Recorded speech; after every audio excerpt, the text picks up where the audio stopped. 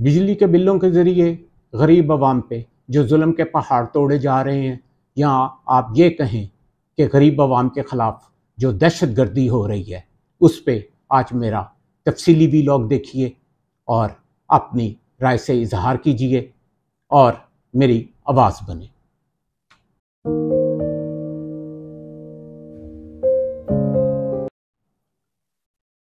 बिस्मिल्लाहिर्रहमानिर्रहीम। नाज़रीन, इस बाबरकत और सलामती वाले महीने में, वो मुक़द्दस महीना जिसकी हुर्मत के बारे में अल्लाह ताला ने भी जगह जगह इसकी कसम खाई और इसका ज़िक्र किया, इस महीने में जहाँ हम अपने लिए, अहले वतन के लिए, अहले इस्लाम के लिए सलामती की दुआएं कर रहे हैं, वहीं पे इस महीने में दुखी दिल के साथ आज मैं आपसे कुछ बातें करना चाहूँगा। अपने इस YouTube चैनल तीसरी आंख ऑफिशियल के प्लेटफॉर्म से मेरी आपसे एक ही दरख्वास्त होगी कि आप मेरे इस वीलॉग को एंड तक देखिए और इसमें मैं जो बातें आपसे करने चला हूँ, खुदारा किसी भी सियासी एफिलिएशन के बगैर, किसी की अंधी तकलीद, अंधी मोहब्बत या बुग़्ज़ के बगैर मैं आपसे अर्ज़ करूँगा कि इन चीज़ों को एक साइड पे रख के तो मेरी बातें सुनिएगा। पिछले हफ्ते की बात है, मैंने एक पोस्ट लगाई है अपने फेसबुक पे, ये आपकी आंखों के सामने अभी इसका स्क्रीनशॉट चलेगा। मैंने लिखा कि मैं मेडिकल स्टोर पे गया, भारत कुछ इस तरह की है कि मैं मेडिकल स्टोर पे गया, पैसे नहीं, जेब में पैसे नहीं थे, दवाई लिए बगैर मैं वापस आ गया। आप यकीन जाने, जैसे ही ये पोस्ट लगी तो सैकड़ों की तादाद में मेरे दोस्त, अहबाब, मेरे करीबी रिश्तेदार, सबके मुझे फ़ोन आने शुरू हो गए कि ये क्या हम देख रहे हैं, ये हम क्या देख रहे हैं, तुम्हारे पास दवाई के पैसे नहीं है, खुदारा। किसी ने कहा फ़ौरन अपना अकाउंट नंबर भेजो, हम उधर पैसे भेजें। किसी ने कहा कौन सी मेडिसिन चाहिए, मैं फ़ौरन लेके आपको भिजवाता हूँ, ये वो। तो मैंने आज सब दोस्तों को अर्ज़ की कि मैंने कहा कि ये सिर्फ मैंने एक एहसास जगाने के लिए, कौम का, अपने दोस्तों का, अपने हल्के का एक एहसास जगाने के लिए ये मैंने पोस्ट लगाई है कि कितने लोगों के दिल में दर्द है। ये तो एक मेरी इंडिविजुअल थी पोजीशन, मैंने कहा है नहीं थी, एक हाइपोथेटिकल मैंने ये पेश किया कि देखूं इस पे क्या रिस्पॉन्स आता है। तो मेरी तमाम दोस्तों से अर्ज़ है जिन्होंने मेरे साथ हमदर्दी का इज़हार भी किया और जो अब मेरा ये वीलॉग देख रहे हैं, कि नंबर एक, सबसे पहले खुदा के लिए यही जज्बा, ये नहीं कि आपका मेरे साथ लगाव था तो आपने किया, खुदा के लिए यही जज्बा आप अपने इर्द गिर्द सबसे पहले अल्लाह ताला ने जिन अक़रबीन का जिक्र किया है उनके लिए अपने दिल में पैदा कीजिए। ये देखिए कि आपके अक़रबीन में कोई ऐसा तो नहीं है कि जो इस वक्त माली परेशानी, माली बहरान की वजह से दवाई तक ख़रीदने से इस वक्त बेबस है। नंबर दो, अक़रबीन में नहीं मिलता, आपके हमसायों में, आप अपने मोहल्ले में देखें। ये जो सूरत हाल मैंने बताई है, ये यकीन जाने इस वक्त पाकिस्तान के 70% अवाम की है।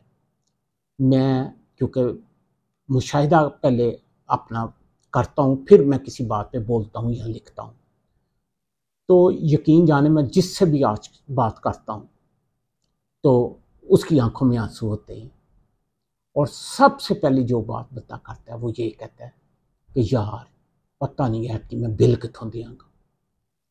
खुदा की कसम, ऐसे ऐसे मैंने सफ़ेद पोश लोग देखे हैं कि मैं तसव्वुर भी नहीं कर सकता था कि इनके माली हालात इस नहज पे पहुंच जाएंगे। कि ये मुंह से तो नहीं आपको कहेंगे, लेकिन इनकी दिल से है कि या अल्लाह, कोई आसमान से कोई फरिश्ता ऐसा नाज़िल फरमा जो हमारी दाद रसी कर सके। हम लोग ये सोच रहे हैं कि हुकूमत जो है वो हमारी कोई दाद रसी करेगी, यही एक गलती है। आज जिस मुकाम पे पहुंचे ये इसी वजह से है कि आज तक आपने हमने अपने हक की बात नहीं की। हम इनके हक के लिए, कभी इमरान खान के हक के लिए, कभी नवाज शरीफ के हक के लिए, कभी भुट्टो के हक के लिए, बेनज़ीर के हक के लिए, जी बस इन्होंने इंसाफ नहीं मिले, इन्होंने नहीं मिले। सबसे पहले आप ये बताएं, आपकी ज़ात के साथ क्या इंसाफ हो रहा है? आप अपने इंसाफ के लिए निकलें। जब तक आप ये आवाज़ बुलंद नहीं करेंगे, आप यकीन जानें, इस वक्त अगर ये बिजली के बिलों का मसला हल हो जाए तो मेरे मुल्क की 50% आवाम जो है वो सुख का सांस लेगी और वो इज़्ज़त की रोटी खाने के काबिल हो जाएगी। मैं अपने किसी व्लॉग में अब बिल का जो है, इनके जिस तरह टैक्सेस ये लगा रहे हैं उस पर मैं आप लोगों से बात करूँगा, कैलकुलेशन करूँगा कि आप लोग एक्चुअल बिजली की कॉस्ट वो क्या पे कर रहे हैं और टैक्सेस हम कितने पे कर रहे हैं। अब अगर आते हैं, ये कहते हैं कि जी डिस्ट्रीब्यूशन कंपनियों को हम देते हैं, वो जो है लाइन लॉसेस हैं। भाई लाइन लॉसेस क्या हैं? नंबर एक, सबसे पहले कहते हैं कि इंसान को अपने गिरबान में झांकना चाहिए, उसमें सबसे पहले हम लोग शामिल हैं।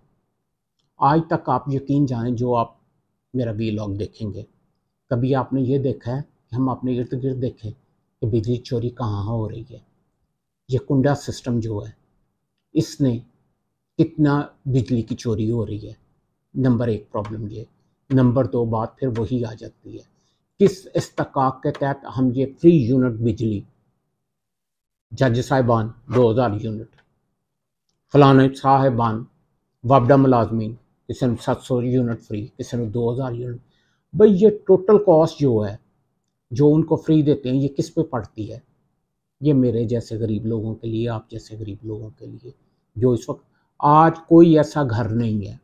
यकीन जाने, मैं अक्सर जैसे आपसे बात होती है, प्रदेश में बैठा होता हूँ, लेकिन जो मेरे घर का वॉचमैन वगैरह है, जब उनसे बात होती है वो यही कहते हैं कि लाला जी यकीन जानो, खुदा दी कसम, साढ़े घर एक बिजली एक बल्ब बलदा जे, पक्खा एक लगदा जे, 20,000 तो घट बिल नहीं आ रहे, असी कित्थों देइए? तो एक तो वो कॉस्ट, दूसरा IPP। लेकिन अब मसला ये है कि ये मसला कैसे हल होगा? सिर्फ सोशल मीडिया पे ये पोस्टर डालने से तो हल नहीं होगा। इसके लिए अब हमें कोई अमली कदम उठाना पड़ेगा और अवाम इस नहज पे पहुंच चुकी है कि वो फिर, मुझे लग रहा है कि वो फिर आराम से, जिसको कहते हैं ना, पूरा मन एहतजाज नहीं करेंगे। अब मैं उसी तरफ आ रहा हूँ कि ये जो सियासी शराफिया बैठी हुई है, ये तो इस तरफ तवज्जो नहीं देगी। रात भी प्रेसिडेंट साहब का भी बयान आया, IMF की वजह से ये हो रहा है, वो हो रहा है। भाई IMF जो है वो किसके एजेंडे पे काम कर रही है? साम्राज्य गुफ्तों पे। वो साम्राज्य गुफ्तें जो किसी सूरत पाकिस्तान को फलते फूलता नहीं देखना चाहती। उनको ये पता है कि ये एक ऐसा वेपन है बिजली का कि पाकिस्तानी अवाम जो है दो ही चीज़ों पे बाहर निकल सकती है, या तो कोई ऐसी हरकत कर दे जिथे इस्लाम खतरे भी आ जाए, इन्होंने दिखा दियो, जिस तरह आप वाक़यात देखते हैं, ये तौहीन मज़हब और तौहीन रसालत पे जिस तरह बाहर निकलती हैं। एक उनको ये पता है कि उस पर निकलेंगे, दूसरा वो उन्होंने ये कहा है कि दूसरा वेपन उनके पास ये बिजली है कि इस जगह पे ले आएँ जहाँ फिर अवाम जो है वो देखे ना कि अब आगे क्या है। अब मैं और किसी से बात नहीं करूँगा इस व्लॉग में, किसी की तवज्जो मैं इस तरफ नहीं लेके आऊँगा। मैं आर्मी चीफ साहब की तवज्जो इस तरफ लेके आ रहा हूँ और ये मेरा हक है। इस पे मेरे पे कोई पाबंदी भी नहीं है कि मैं उनसे कोई बात कर सकूं।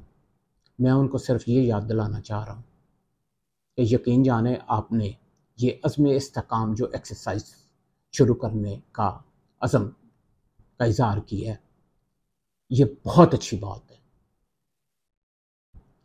आप ये अज़्म इस्तेकाम किन के ख़िलाफ़ करने जा रहे हैं? दहशतगर्दों के ख़िलाफ़। माइंड मी सेइंग कि वो दहशतगर्दी, जो दहशतगर्द अनासर हमारी अवाम और हमारी दलेर मुसल्लह फौज का निशाना बना के कर रही है, वो उस दहशतगर्दी से कहीं कम है जो ये बिजली के बिलों की सूरत में इस वक्त अवाम के साथ हो रही है। मैं आपको कहता हूं कि वो दहशतगर्दी पाकिस्तान को ख़त्म तो करेगी कोई 20 साल में। क्यों कि मेरा पक्का यकीन है कि जब तक मेरी फ़ौज का एक सिपाही भी जिंदा है, कोई मेरे मुल्क पे कब्जा नहीं कर सकता।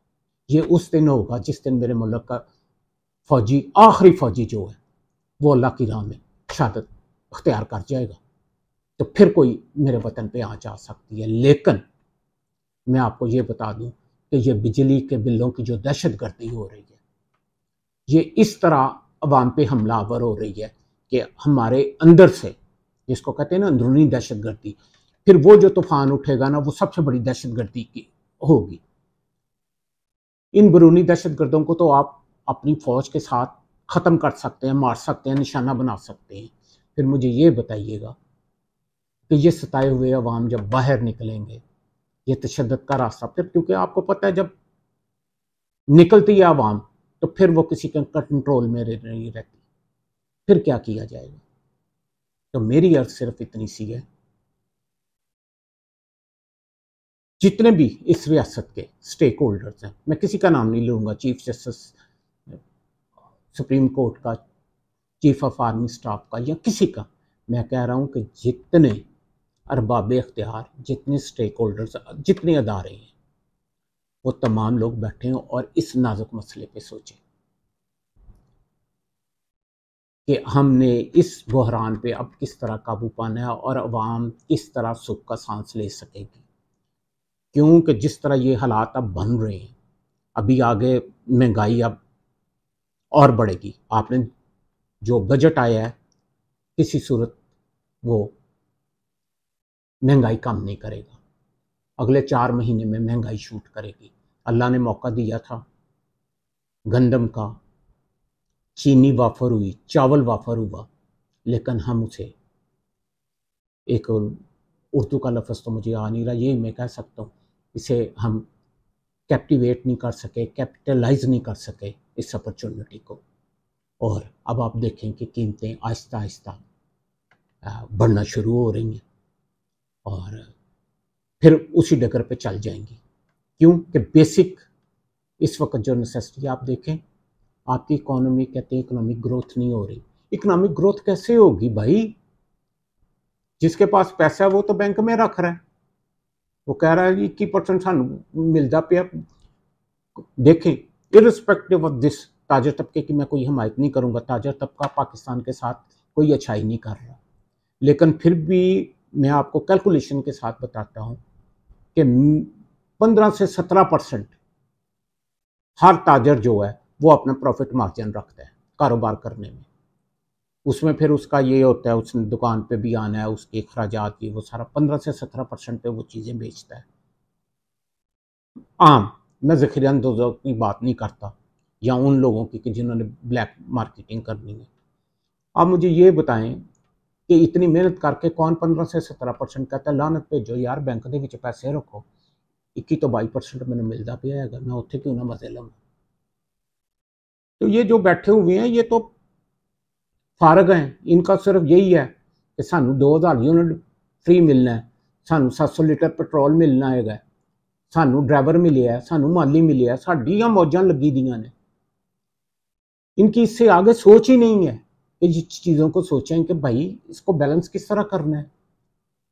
अब इकोनॉमिक्स की बात करते हैं, ओ भाई आप ये जी इन्फ्लेशन कंट्रोल करने के लिए हमने इंटरेस्ट रेट हाई कर दिया, और ये चीज़ें वहाँ पे इस्तेमाल होती हैं जहाँ पे दूसरे नेचुरल फैक्टर्स जो हैं वो कुदरती, जिसको कहते हैं फितरी तौर पे वो बिहेव करे।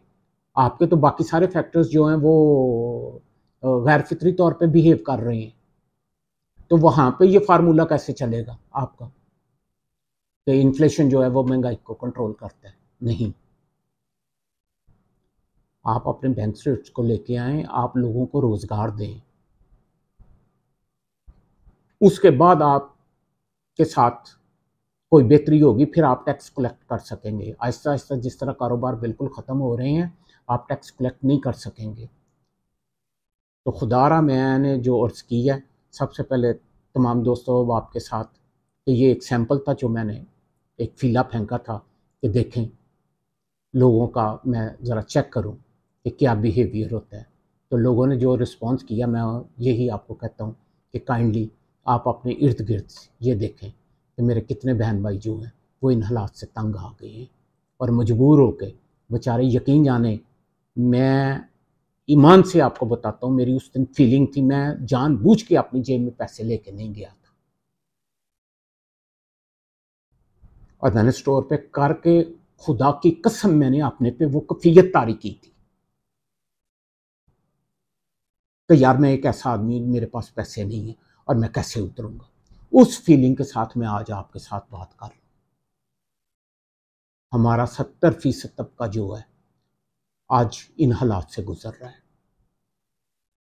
ये जो ऊपर बैठे हुए हैं इन पे बिल्कुल असर नहीं होगा। इसके लिए हमें सोचना पड़ेगा